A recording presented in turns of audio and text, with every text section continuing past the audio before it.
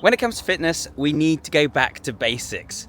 So I think it's not a massively hot take to say that fitness on YouTube isn't always as helpful as it could be. In fact, I think a lot of people probably come away from watching fitness YouTube content feeling more confused and agitated than they did before they started. I mean, you, for starters, got all of the drama and people arguing and having these catty debates about things. A lot of it is just very toxic, and I can only imagine that if I was to log into YouTube as someone who hasn't started fitness before and search for information, and I found people just bitching at each other about the most petty things, I'd find that a bit off-putting, and it might even deter me from pursuing more knowledge this way. It's just a distraction, and it's all of it. People act like these things are so important, this personal beef that they have or whatever it is, this thing that someone said that was slightly incorrect or whatever, they act like it's so important when really, who cares? It actually doesn't matter at all. I just make it a policy on this channel to not really mention other creators unless it's in a positive light. And I think obviously you can get more views by bitching about people or responding to beef or whatever, but I mean, it's just do you want to be like a tabloid paper, or do you want to do something that you can be proud of?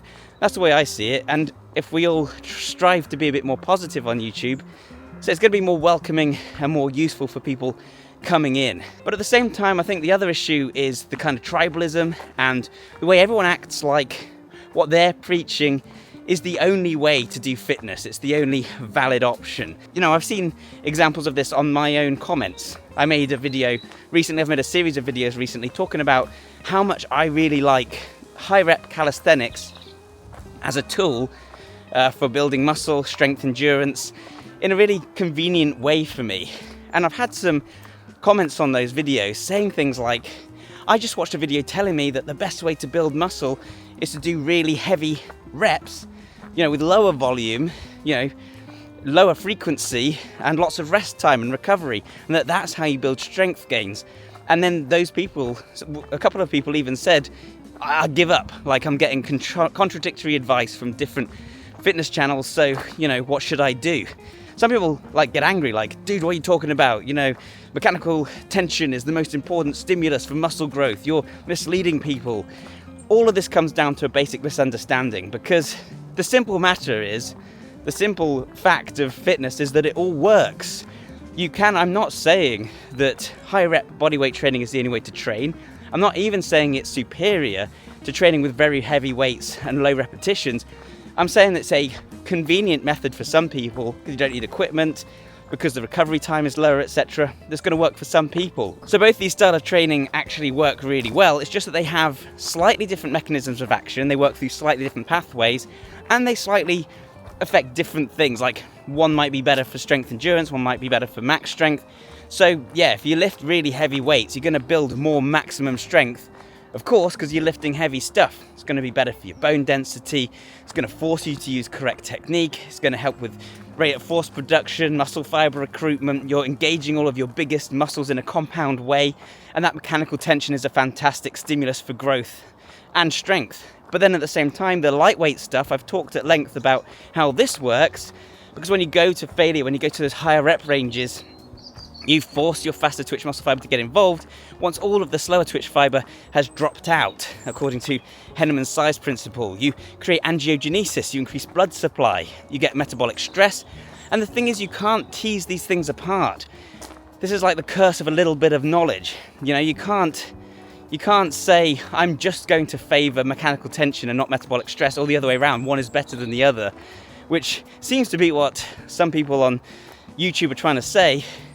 It doesn't work like that. You're always going to have some metabolic stress. You're always going to have some mechanical tension. Obviously, when you're doing high repetitions, you still got a lot of mechanical tension each rep, not as much, but cumulatively, still a good amount. At the same time, even the very process of cell swelling, muscle pump, etc., that comes from metabolic stress sends some of the same signals via the same mechanoreceptors as heavy weight training. It is a form of mechanical tension, the pressure caused on the muscle. Then there's things like occlusion and the way that, the limited blood supply forces fast twitch muscle fibers to get involved. There's so many ways it works. But instead of worrying about which system is optimal or, listening to your favorite content creator who told you that the only way to build strength is this certain way, you can just rest easy knowing that whatever you do, it's going to work. Likewise, bodybuilding style training, you know, isolating specific muscle groups, getting a nice stretch on them, creating muscle damage in this case. This works really well for growth too, and having that nice in-between of good strength, but also slightly higher strength endurance because you are doing those higher 12 to 15 rep ranges. The only thing that's important is that you're doing it correctly, whichever method you choose. And that's almost always going to mean using good technique so that you are targeting the muscle you think you're targeting, you know, so you can feel that stimulus being created. And it means putting in consistent effort. You of course need to be consistent, whichever method you choose. So it comes down to choosing which method is easiest for you to do consistently, whether that's a little bit often or a lot less frequently. It's going to depend on you, whether you've got access to equipment and a gym or not. And it also comes down to just putting in the effort so that you are going to or near failure. All of these methods, you know, work best when you go to or near failure, when you take the muscle, you know, just to the point of being hard work. If you don't do that, you're not sending the stimulus for growth. If you do, then you are. And that way, you can get anything to work. The other day I made a video and I found this really large, like, tree, like this huge branch that was practically a tree. I was balancing it on my hand, you know, I was talking about balance and the QL muscle, so it seemed appropriate. But I was able to turn that into workout just because I was focusing on the shoulders, and I was doing it in this kind of like isolated, targeted manner. I wasn't taking long breaks. I kept repeating reps, and that allowed me to turn it into a workout. Once you learn what the stimulus feels like and how to get it, you can turn anything into a workout.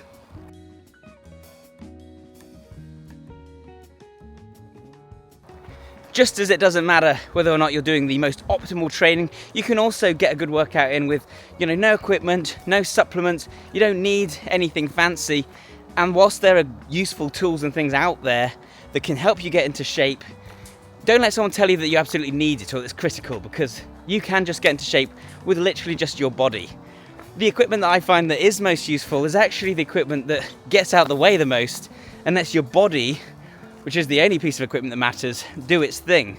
Which brings me nicely to today's sponsor, Vivo Barefoot. I mean, talk about going back to basics. Vivo Barefoot are shoes that are designed to completely get out of your way and let your foot work the way it's supposed to. It does this by having a minimal sole so that you can feel the ground under your foot, so that you can adjust and balance, by having no massive heel so that you're not constantly in this position of your toes pointing downwards, your calf shortened. When I train in Vivo Barefoot, I feel lighter and more agile. Like I say, you don't need them. You can train with anything, and in fact, going completely barefoot is the ultimate option. But if you want a great pair of shoes, then I highly recommend Vivo Barefoot, because they're also a great company. They're extremely comfortable and they last for ages. They're just well made.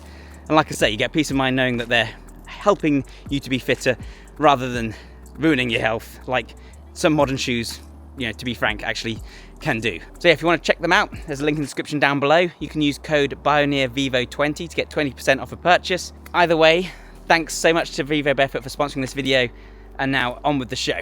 Now I regret not bringing my fancy camera, but I thought as I'm making a video about going back to basics, it'd be cool to just bring a basic camera and just walk and talk. But yeah, as I was saying, you can turn anything into a workout once you know how to do it.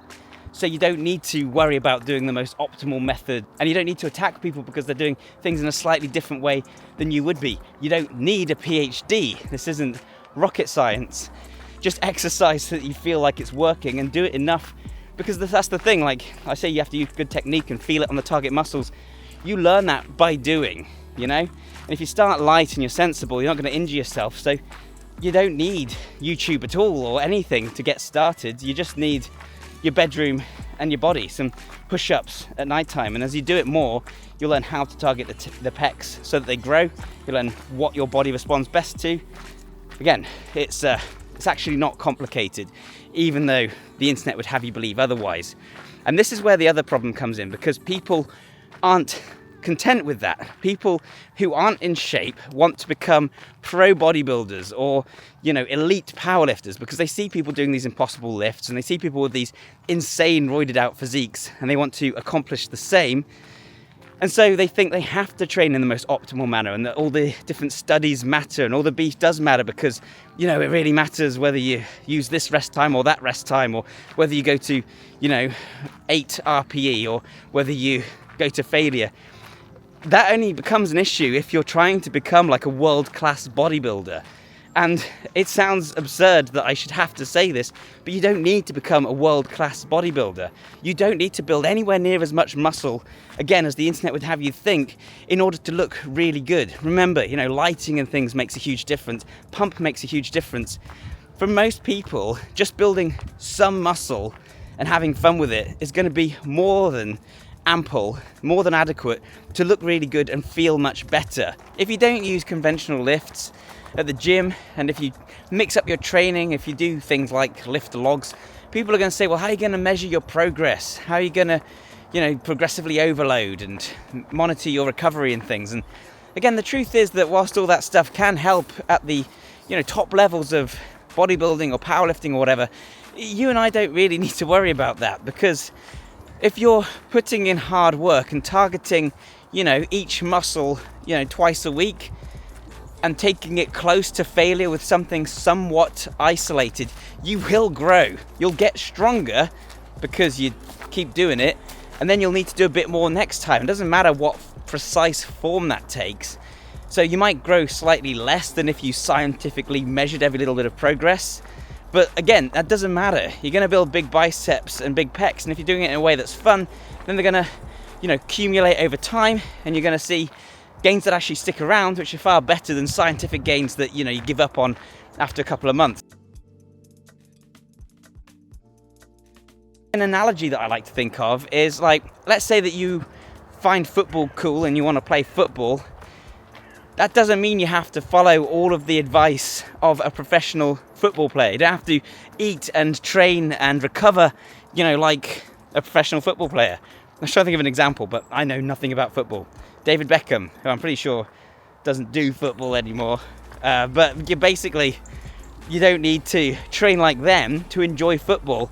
And guess what? If you enjoy football regularly, even if you're not training like them, you're still going to get better at football. And for the average person, you can get way better than most people at football. You can get really, really good at football by just playing it in your garden, you know? And it's the same for fitness and strength. You know, science-based lifting has become a sort of controversial term at the moment. And I'm saying you don't need to worry about all that. But that's not to say that science-based lifting is bad or stupid. It's just that we don't need to get so angry either way. You can learn the science because it's interesting, because clearly if you're into fitness, you've got some interest in human biology and performance, and you can integrate and try it, but at the same time you don't need to fret about it, because it is just extra. And the thing to remember is that everything is science-based lifting. If you're training and it's working, right, then it's science. You know, there is some biology behind that. You know, it's not magic, so it must be science. Then, like I say, maybe try to not only worry about building muscle and looking big, but focus on fitness too, because that's my other pet peeve, is the way that online it seems like the only part of fitness that matters is building muscle, when actually that's like one small part of it. Your endurance, your cardio, your mobility all matter just as much. The reason people think they can't train all these things at once is just because they're trying to take everything to these extremes. But if you just do a little bit of cardio, you know, try and walk a bit more, if you do a little bit of stretching in the evenings, and if you find a form of training you can stick at that you enjoy, like if your goal and your interest is genuinely fitness and not looking like, you know, a roided out freak, then that's actually a way more sensible way to go. So to me, you know, if you want to go to the extremes of fitness, that doesn't mean being able to do a ridiculous lift or being able to, you know, take your top off and, you know, make people scream and faint. It means being able to do multiple things well with minimal pain without getting tired. You know, that's fitness, and none of the rest of it really matters at all. And for that reason as well, actually, then just doing a sport is often one of the very best things you can do, especially because it does so much else, you know, like balance, stability, explosiveness, etc. But to bring it all back around, I said that we need to get back to basics, and then I said a whole bunch of stuff. The way you get back to basics with fitness is to stop worrying about what the most optimal method is. Stop worrying about people arguing online. Read the studies out of interest, but don't change your training every 2 minutes because of them. And just find something that appeals to you, whatever training modality that may be, whether it's kettlebells, whether it's calisthenics, high rep calisthenics, whether it's bodybuilding, powerlifting, whether you just want to do martial arts, whatever the case may be. Find some exercises you like and then just start bashing them out regularly. Try and focus on it stimulating the muscle, feel it actually working, be consistent, put in the effort, and if you find yourself falling off the wagon, then instead of trying something new, ask yourself how you can change your approach to better suit your lifestyle. What was it that made you not want to do it that day, and how can you mitigate that next time? I've had success with all these training styles. I've done bodybuilding, I've lifted heavy, I like kettlebells, I like calisthenics. At the moment I'm doing a lot more high rep calisthenics because I'm a parent, I don't have much time, and because it lets me focus more on my skills training at the moment. That's what's working for me, and I've seen great results from it, which I've been sharing with you guys. And yeah, don't stress too much about the drama. Watch it if you find it interesting. I personally find it extremely depressing. There's plenty of really good YouTube channels out there on fitness. The Stone Circle, Fitness FAQs, Bodyweight Warrior, Jack's Blade, Grant Stevens, of course. Just loads more out there I haven't mentioned. Mark Wildman. Go and check them out. Just sharing information they find useful, sharing their methods, no ego, and then just integrate the stuff that you find interesting and want to give it a go. So yeah, like I say, I think we need to get back to basics with fitness, stop arguing about the pettiest little things, and just realize we can train anywhere with anything, and don't let anyone tell you otherwise.